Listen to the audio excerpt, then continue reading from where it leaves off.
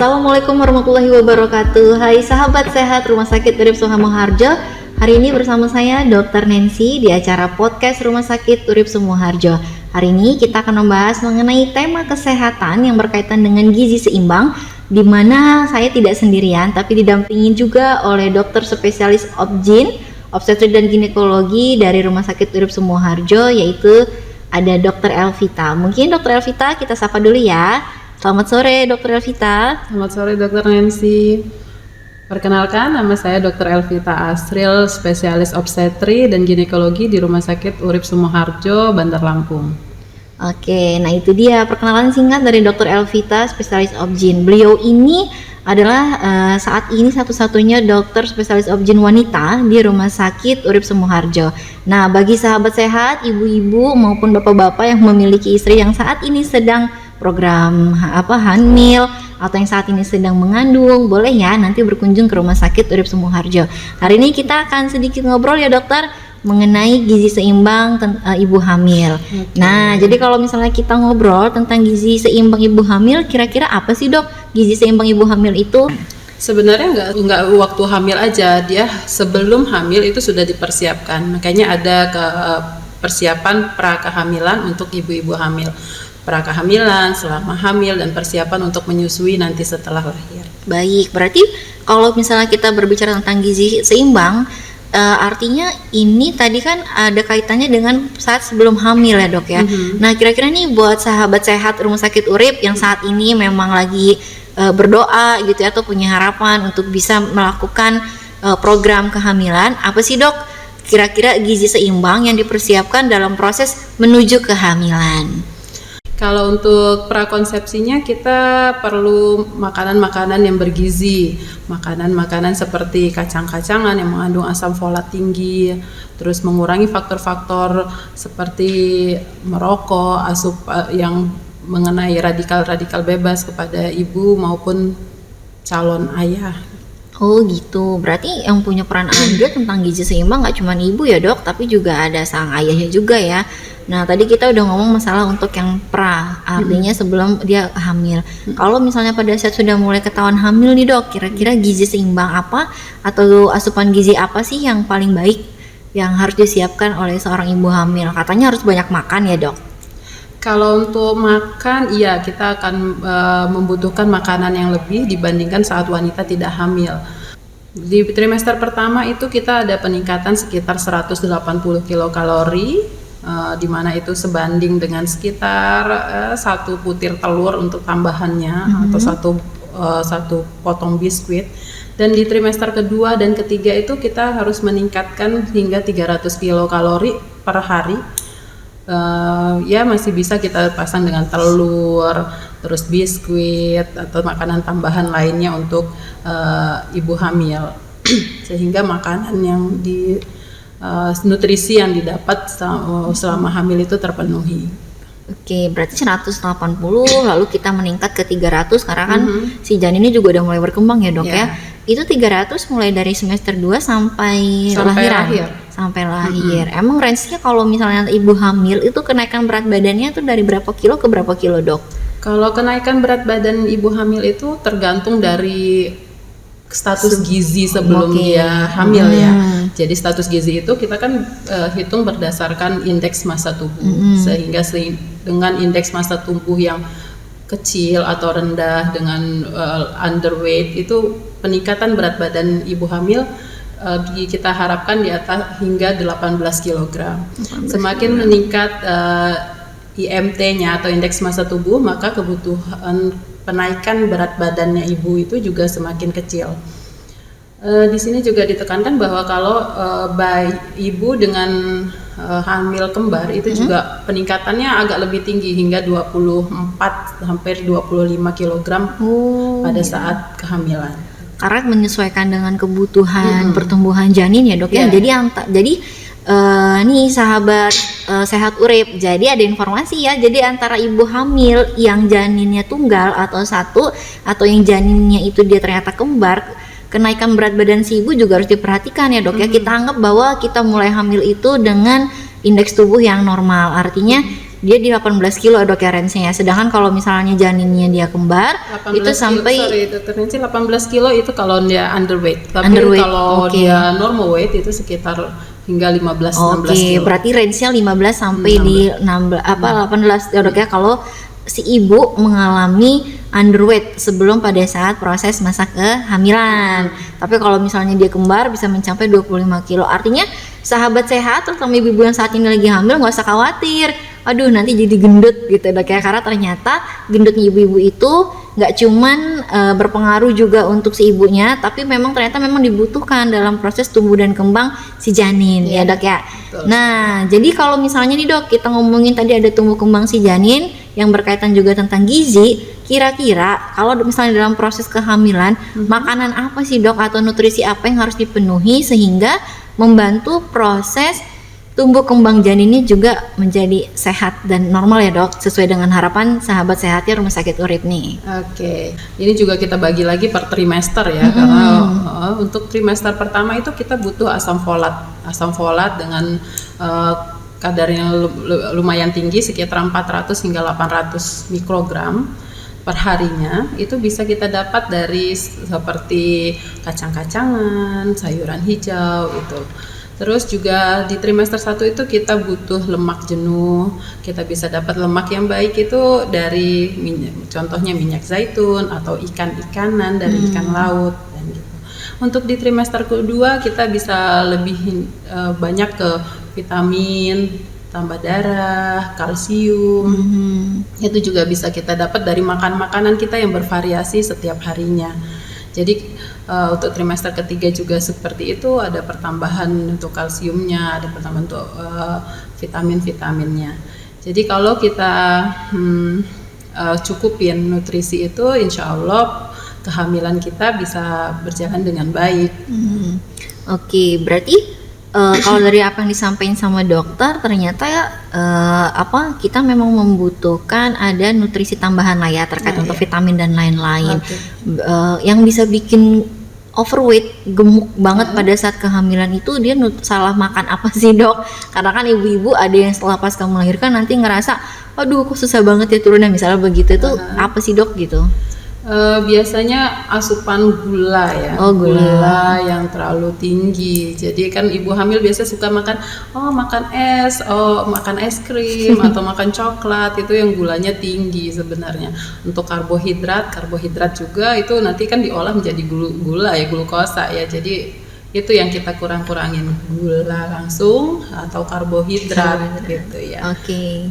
Berarti itu ya sahabat sehat. Jadi kalau misalnya dikatakan nutrisi yang baik itu memang harus seimbang antara karbohidrat, ada vitamin, mineral, asam folat tadi sesuai dengan apa yang disampaikan dengan Dr. Elvita bahwa setiap semester itu kebutuhannya juga berbeda. Karena kenapa dok kalau misalnya kita terlalu banyak tinggi makan gula atau karbohidrat pada saat proses kehamilan, apa sih dok bahayanya gitu? Karena kan ibu-ibu nih mungkin simpelnya udahlah toh juga aku minum susu lewat packaging es krim gitu kan, ini lebih enak ya gitu, tapi ternyata tadi dia menyimpan hidden karbo gitu ya, dan ternyata juga banyak tinggi gulanya. Efeknya apa tuh dok? Yang pertama yang jelas peningkatan berat badan ibu dan janin ya signifikan. Dengan peningkatan berat badan ibu itu bisa banyak efeknya, bisa diabetes untuk gestasional atau nanti ada kelainan fatty liver di ibunya dan lain-lain ya. Jadi banyak gangguan karena si gula yang tinggi itu. Termasuk yang bayi besar ya dok ya katanya? Iya, bayinya besar. Nah itu dikatakan tidak normal tuh kalau bayinya itu lahirnya berapa tuh dok? Kita bilang bayi besar itu kalau dia beratnya lebih dari 4 kilo. Nah itu ya sahabat sehat ya, jadi bayi besar itu tidak semuanya lucu ya dok ya, ternyata kita juga harus waspada gitu, kita juga harus tahu apakah ini ternyata besarnya dalam keadaan sehat atau tidak. Nah jadi kalau misalnya kita pengen tahu nih dok, saya ini kehamilannya on the track atau enggak ya, itu minimal kita ke periksa kandungan gitu ya, itu kita gimana sih dok, ada aturannya enggak ya? Kalau periksa kandungan itu ya kalau bisa kita periksa teratur untuk awal-awal kehamilan itu ya setiap bulan dikontrolkan, trimester kedua nanti lebih dekat lagi jaraknya mungkin 2 minggu, dan di trimester ketiga di bulan-bulan terakhir itu bisa sekali seminggu sebenarnya untuk periksa, tapi nggak mulu-mulu harus USG. Betul. Untuk ini ya ke rumah sakit, itu bisa dilakukan di fasilitas kesehatan primernya. Oke, berarti ibu-ibu atau sahabat sehat ya, untuk mengetahui bahwa keadaan kehamilannya itu dia sehat atau tidak, itu bisa melakukan pemeriksaan rutin kandungan ya dokter ya. Yang pasti harus dilakukan dengan dokter yang memiliki kompetensi sesuai dengan apa yang beliau bisa lakukan. Contohnya kayak dokter Elvita nih, yang saat ini memang sudah hadir di Rumah Sakit Urip Sumoharjo sebagai dokter spesialis kandungan wanita, dan beliau juga hadir itu di hari apa dok? Hari Kamis, Jumat, dan Sabtu di pukul 16 sampai 18. Tuh kan, jadi beliau juga sudah ready nih. Kan kadang kita kalau misalnya mau melakukan pemeriksaan kandungan suka malu-malu ya dok ya. Apalagi kalau misalnya anak pertama gitu kan, pasti akan pengennya juga ditangani dengan dokter ahlinya lah gitu. Nah, kita kembali lagi nih ya kalau kita berbicara tentang gizi seimbang dok. Kalau misalnya tadi dokter sampaikan, tadi kita udah ngebahas untuk yang prakonsepsi, lalu pada saat proses kehamilan, ternyata tadi dokter sampaikan bahwa ternyata gizi yang kita makan selama proses kehamilan itu ada kaitannya juga adalah untuk proses menyusui. Nah, itu gimana sih dok maksudnya? Jadi kita tuh nutrisi ibu hamil kan di trimester 1 kita makan, kita memenuhi kebutuhan itu untuk disimpan dulu nih. Belum dipakai semua untuk bayi kan perkembangannya masih sedikit, masih kecil gitu. Nah, di trimester kedua kita pakai itu pemenuhan gizi untuk ibu. Untuk ibunya. Jadi ada pembentukan penambahan volume darah, lemak dan lain-lain. Untuk di trimester ketiga itu pemenuhan kebutuhan gizi untuk bayi, untuk berat badan bayinya, untuk perkembangan bayi di intrauterinnya ya. Lalu ya itu kalau kita sudah memenuhi kebutuhan lemak, kebutuhan protein, kebutuhan mikronutrisi, nanti insya Allah di akhir pada saat menyusui nggak akan itulah ya. Nggak akan susah ya dok ya. Kendalanya agak sedikit berkurang lah ya, karena kita sudah mempersiapkan faktor-faktor yang dapat mempengaruhi si produksi ASI gitu ya dok ya. Dan dok, kalau misalnya kita berbicara nih tentang gizi gitu, emang si ibu hamil itu memang harus minum susu hamil nggak sih dok sebenarnya? Enggak juga sih. Susu namanya susu itu untuk tambahan. Kalau untuk ibu itu sebenarnya nutrisi, kalau ibunya bisa makan dengan makanan yang bervariasi, bisa memilih-milih makanan-makanan itu ya gimana ya, susu diminum boleh, dianjurkan tapi tidak dipaksakan, tidak diwajibkan. Oke, berarti kan karena susu itu dia masuk ke dalam sumber kalsium mungkin ya, jadi mungkin salah satu opsi aja. Jadi kalaupun misalnya kita nggak dapetin dari susu, bisa menggunakan vitamin ibu hamil yang sudah diberikan oleh tenaga ahlinya. Mungkin dokter Elvita itu pasti kalau mau ada yang datang ke beliau atau yang lagi kontrol, pasti beliau akan menjelaskan nutrisi plus vitamin kalsium apa yang dibutuhkan oleh si ibu hamil. Bukan begitu dokter? Ya, betul sekali. Nah, kan banyak ibu-ibu hamil yang pada masa di awal kehamilan itu ada mual muntah ya dok. Nah, itu sebenarnya gimana sih dok? Dia normal atau enggak? Udah gitu warning sistemnya atau ini tuh bakal jadi bahaya kalau mual muntah yang kayak apa sih dok yang sampai membahayakan baik ibu maupun si janin gitu. Kalau mual muntah biasanya karena saat konsepsi itu kan keluar ya hormon-hormon ibu signifikan keluar seperti HCG. Biasanya itu sih yang bisa bikin ibu ngerasa nggak enak di pencernaan, yang ngerasa mual, nggak mau makan itu ya, seperti itu. Tadi yang kalau misalnya nih kan ibu-ibunya banyak yang mual dan muntah gitu. Jadi kita nih bapak-bapak lah ya, pendamping si ibu hamil yang jadi warning nih, kok ini kayaknya istri saya sudah jadi bahaya nih, kayak apa sih dok gitu? Itu yang kayak muntah berlebihan, yang tidak sudah muntah-muntah, tidak bisa masuk lagi asupan makanan dan minuman ya, tidak bisa masuk cairan, sudah muncul tanda-tanda dehidrasi seperti ibunya lemah sekali, urin sudah tidak keluar atau hanya sedikit yang keluar, dan sampai penurunan kesadaran. Mungkin itu harus cepat-cepat dibawa ke rumah sakit ya, atau dibawa ke fasilitas kesehatan untuk dilakukan tindakan. Dan kalau mual muntahnya ibu hamil berarti tadi normal ya dok ya? Mual muntahnya normal asal tidak berlebihan. Ya, karena ternyata mualnya ibu hamil itu tadi karena dipengaruhi untuk hormon HCG. Hormon HCG itu dia adalah hormon yang keluar dari plasenta ya dok, lagi dalam pembentukan plasenta. Ternyata dia bisa meningkatkan, ada hormon estrogen ya dok ya. Lalu dia meningkatkan si asam lambung sehingga tadi membuat si ibunya sendiri merasa memang lebih sensitif mungkin dok ya, jadi akhirnya dia jadi mual dan nggak menutup, jadi kemungkinan dia muntah. Nah berarti yang harus diwaspadai adalah tanda-tanda dehidrasinya. Berarti pola makannya ibu hamil di semester awal atau ibu hamil yang sedang mengalami mual dan muntah itu pola makannya gimana dok? Pola makannya itu cenderung yang jumlahnya sedikit tapi waktunya sering. Jadi sesering mungkin makan, jangan terlalu lama kosong lambungnya karena asam lambung akan numpuk dan meningkat jadinya mual. Makin nggak makan makin mual. Jadi ya mending makan sedikit-sedikit tapi sering ya. Nah tuh jadi tipsnya adalah makan sedikit tapi sering. Jadi jangan bingung kalau ngeliat ibu hamil ngantongin biskuit ya dok. Karena ternyata asam lambung akan meningkat kalau misalnya dalam keadaan perut yang kosong. Jadi emang normalnya kita memang memiliki asam lambung yang jadi masalah kalau misalnya dia berlebihan. Dan pada kasusnya ibu hamil ternyata dia dipicu juga karena tadi ada pembentukan hormon HCG tadi yang untuk plasenta ya dok ya. Nah tuh keren banget kan.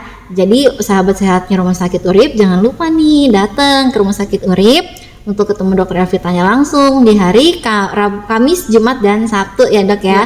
Gitu. Terus kira-kira nih dok, makanan apa sih yang dilarang pada saat proses kehamilan? Tidak dilarang secara mutlak, cuman patut dihindari atau dikurangi ya. Itu makanan-makanan yang seperti tadi gula berlebihan, lemak berlebihan, lalu ada kopi itu kita batasi kurang dari 2 gelas per hari karena bisa meningkatkan resiko hipertensi dengan pembuluh darah yang retriksi ya, atau mengecilnya pembuluh darah. Terus juga makanan-makanan yang tidak matang, makan setengah matang itu tidak boleh dikonsumsi. Semua makanan kalau mau makan daging, makan seafood itu harus dalam kondisi matang. Terus untuk sayur-sayuran lalapan itu juga kita hindari dulu yang berupa daun-daunan mungkin ya. Tapi kalau lalapannya seperti timun yang gampang kita cuci bersihnya mungkin masih boleh. Berarti walaupun lalapan dia baiknya dimasak ya dok ya? Nggak jadi lalapan. Nggak jadi lalapan ya, jadi lalapan rebusan. Oh gitu. Nah kan ada tuh ya sahabat sehat yang aduh gua kalau nggak ngopi ini nggak hidup. Nanti dulu ya dok ya. Tuh jadi begitu dok ya, dialihinnya dengan minum-minuman yang jus mungkin ya dok. Untuk minuman-minuman bersoda juga berenergi tinggi, kalori tinggi juga kita hindari dulu deh gitu loh. Olahraga pada ibu hamil gimana dok? Masih bisa?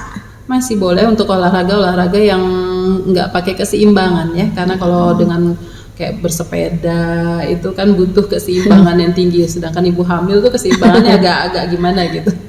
Beresiko ya dok ya berarti. Beresiko jatuh. Berarti tetap boleh olahraga, tapi boleh. Kita juga kembali lagi ke diri kita, mampunya semana gitu dok ya. Karena memang tetap harus olahraga ya dok ya. Olahraga setidaknya jalan ya. Setidaknya jalan. Oke. Nah, jadi kurang lebih tadi kita sudah ngobrol sedikit lah ya dok ya mengenai tadi tentang gizi seimbang, mulai dari dia sebelum hamil, saat hamil, sampai nanti dia proses setelah kehamilan.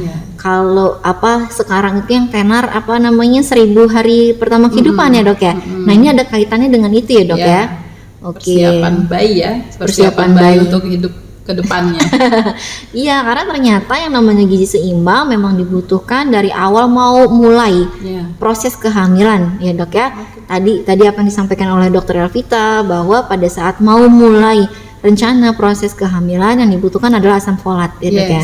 Lalu meningkat sesuai dengan trimesternya, sesuai dengan kebutuhan, tapi tidak lupa walaupun yang namanya karbohidrat dan gula tidak boleh berlebihan, tetap harus dikonsumsi. Yang jadi masalah adalah kalau misalnya berlebihan.